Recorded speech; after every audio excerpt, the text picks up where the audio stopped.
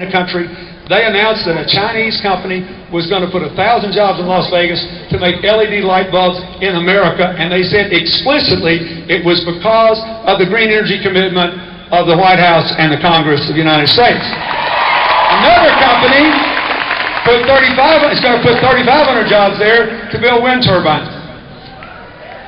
In 2001, the United States only had, listen to this, 2% of the market for the high-powered batteries necessary to build an electric car market. Because of the investments and the incentives that have been made, we'll have 40% of the market by 2014. We're coming back. So, if the question is who's more likely to get new jobs, this is not a close question. Because what the Republicans in Washington have promised to do is to repeal all those things, to cancel all the green energy projects and the stimulus not yet finished, costing tens of thousands of jobs to America, and to make tax cuts permanent for the wealthiest Americans. Just people over $1 million in income, that adds $600 billion to the debt in the next 10 years. Second thing, if you get the jobs, do we have the people to do them? Here are two facts every college student needs to know. There are 3 million jobs available to be hired and filled today. They are posted that have been vacant for more than 3 weeks. Why? There are several reasons, but the big reason is the people who've applied for them don't have the skills the jobs require. Why? Because they cut back on sophisticated training programs. What should we do?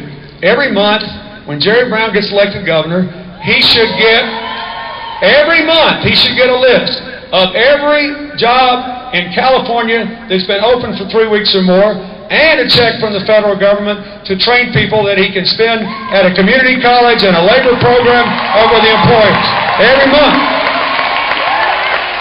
That would lower the unemployment rate by 2%. What do the Republicans want to do? Make the tax cuts permanent, repeal health care and add $100 billion to the deficit.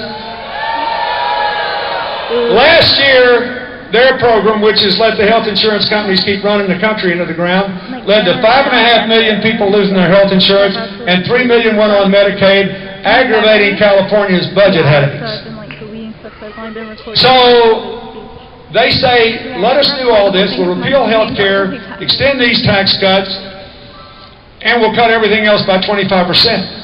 Where will you be if they cut aid to education, aid to higher education, and everything else by 25%? I'll tell you what, instead of 3 million unfilled jobs, you'll have 5 million unfilled jobs.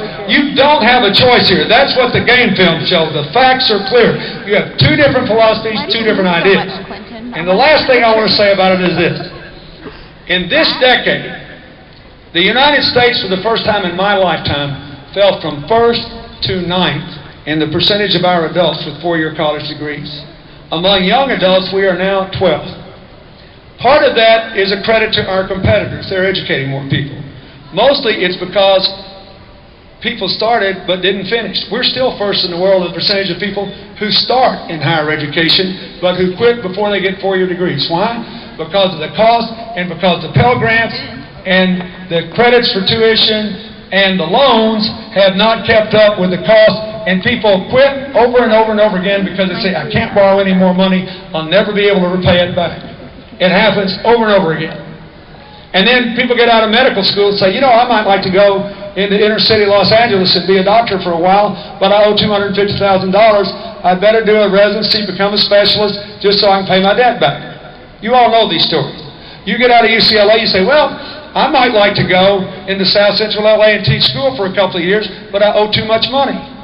Right? Okay, now, the most important thing that this Congress has done for your future and all the people who will come to UCLA after you is to revolutionize the student loan program, and most students don't know it. Here's what the law does. And I want you to think, the reason I'm telling you all this is because it could affect their election, because remember what I told you. If young people vote in the same percentage of the electorate they did 2 years ago, all the good guys win. So listen to me. Listen.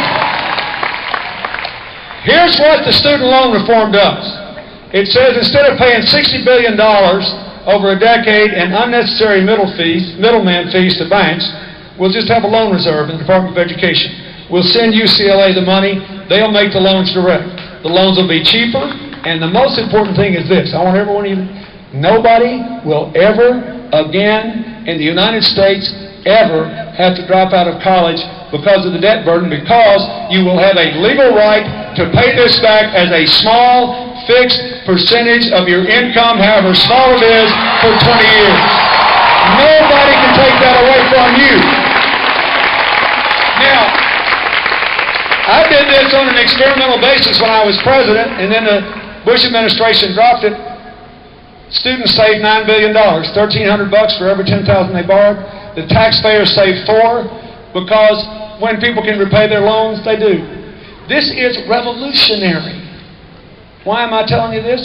Because the Republican leaders have promised to repeal it. They say it's more government.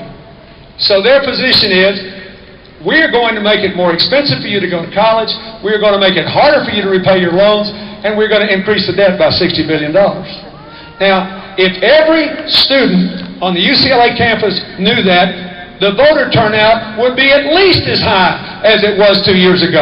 It is not enough to have voted